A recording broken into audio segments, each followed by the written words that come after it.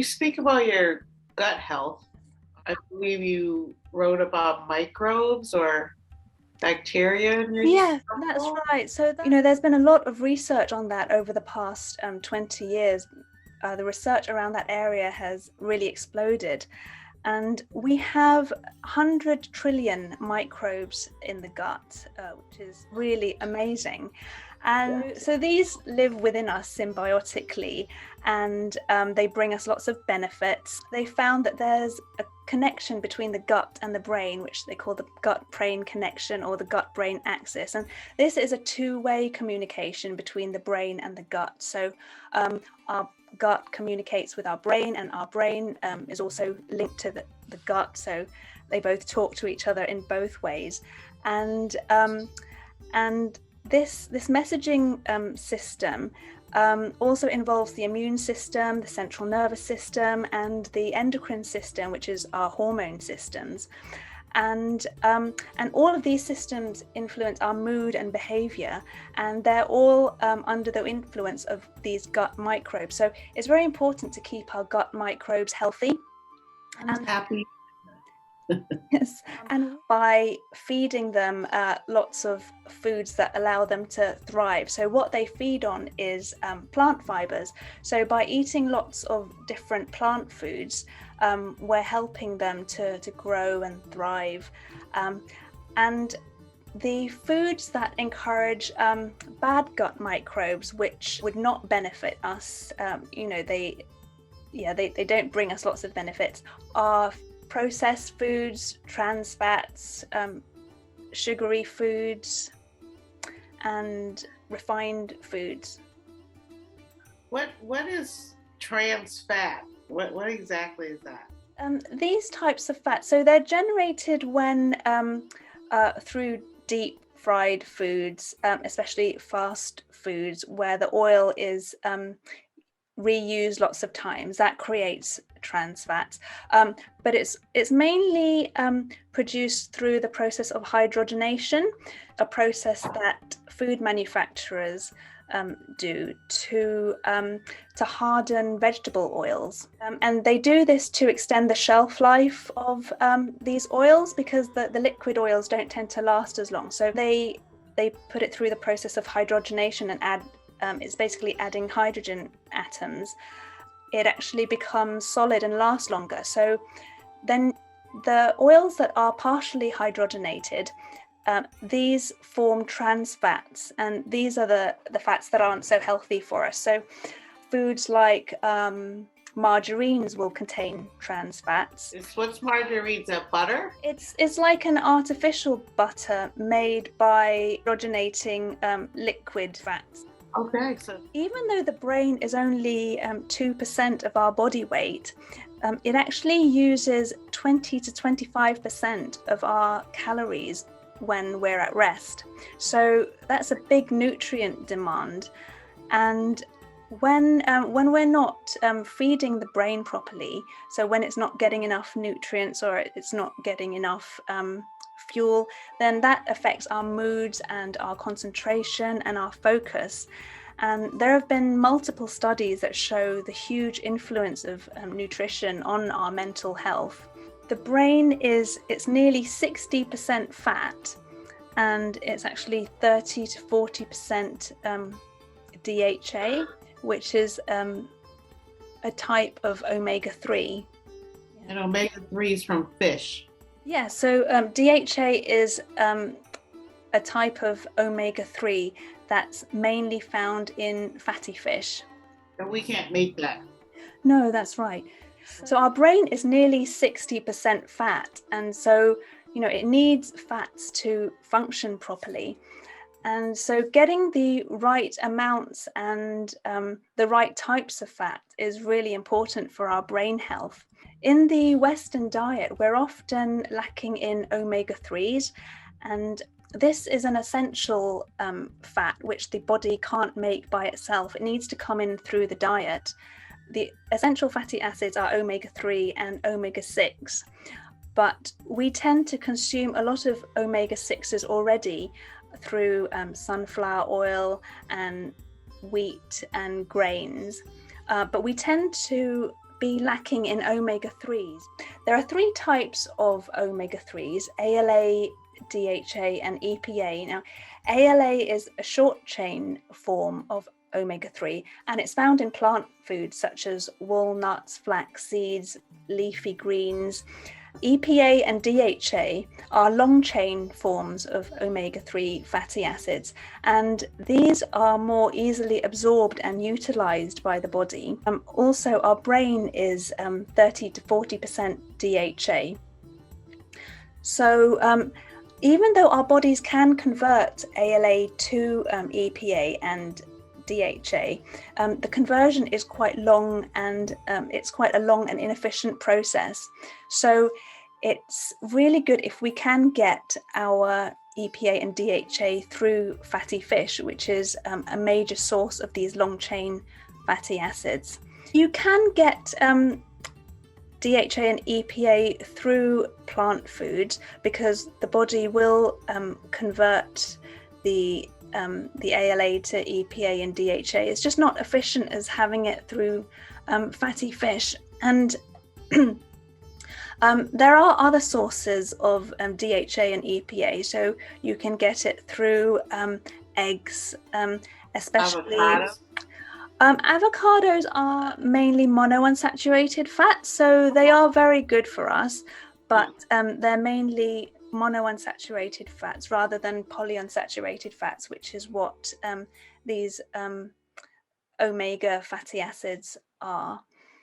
Our ancestors tended to have a more equal ratio of omega-3s to omega-6s, because this ratio of omega-3 and omega-6 is really important, because when we eat omega-6s, the breakdown in the body can produce pro-inflammatory compounds, and so it can promote inflammation, but these should be balanced out by our omega-3 intake, because these are anti-inflammatory.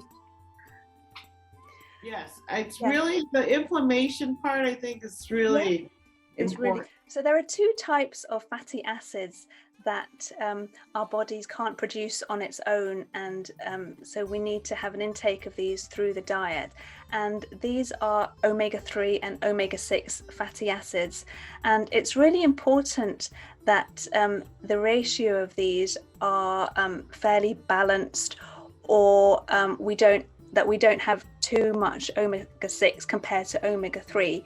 So our ancestors evolved on a diet that was much more equal in ratio, but unfortunately the standard Western diet now, they found that we tend to eat much more omega-6 rich foods compared to omega-3s, and that's because omega-6s are found in lots of vegetable oils like sunflower oil, and also in wheat and grains, which we consume a lot more of now. Whereas omega-3s are found in leafy greens, walnuts, flax seeds, and a lot of it's found in fatty fish. So there are 3 types of omega-3s: ALA, which is found in plant-based foods such as flax seeds, chia seeds, walnuts, and leafy greens, and then EPA and DHA, which are mainly found in fatty fish. The best sources of EPA and DHA are fatty fish because they contain these in quite high amounts. You can also get EPA and DHA in eggs, especially omega-3 enriched eggs, and in meat, or if you're vegetarian or vegan, then the best source would be algae and seaweed, although the amounts in this is much smaller, but you can obtain supplements of these. And the ratio of omega-3 and omega-6 is really important because omega-6s can be pro-inflammatory, so they can promote inflammation in the body, which is important because inflammation is an important part of the healing process. When we get a cut or we injure ourselves, then inflammation is really important for the repair. But what you don't want is excess inflammation or chronic inflammation, which is very common in Western society these days.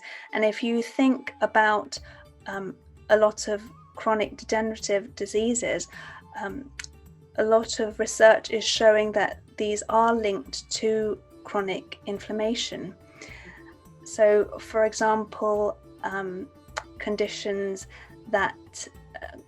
such as asthma or eczema, autoimmune conditions, and also all conditions that would end in itis, like colitis, diverticulitis, arthritis, for example. These are all inflammatory conditions. And while omega-6s are pro-inflammatory, omega-3s are anti-inflammatory. So it's quite important to get a balance of these. And unfortunately, most people tend to have a much higher ratio of omega-6 to omega-3, and it's been found that the standard Western diet, people have 15 to 25 times more omega-6 to omega-3. So it's really important to try and balance out this ratio by eating more omega-3s in the diet. So I'm just going to bring up a point you said. What would be the best ratio of this omega-3 to omega-6s? Ideally, you want to get it to below 4:1. How would that look on your plate when you're eating 4:1 ratio? How would that look? You would want to try and eat a lot of leafy greens. You want to try and have fish 2 to 3 times a week. There is a school of thought that says, we should be reducing our omega-6s, but what the American Heart Association have said is that it's better to try and balance out your ratio by eating more omega-3s rather than reducing your omega-6s, because omega-6s are also an essential fatty acid. They have heart health benefits and other benefits for the body. And what they found in their research was that reducing your omega-6s didn't actually reduce your risk of heart disease. It actually increased it. There's a lot of omega-6s are healthy as well. So the best way to try and balance out your ratio is to increase your omega-3 intake. So as well as trying to increase your intake of fatty fish, of leafy greens and walnuts, flax seeds, etc., you can also try and eat more organic meats and poultry, because these animals will be fed on their more natural diet of grass and wild plants and insects, which is much higher in omega-3. So that's one way. And also omega-3 enriched eggs. So these are laid by chickens that are fed an omega-3 rich diet. So that also increases omega-3 content. You pay a premium for corn-fed chicken, but corn is actually very high in omega-6. So corn-fed chicken will actually be very high in omega-6. Oh, so it's the opposite of what you want, really. Yes. That's like cows getting fed corn, which is not natural to them, right?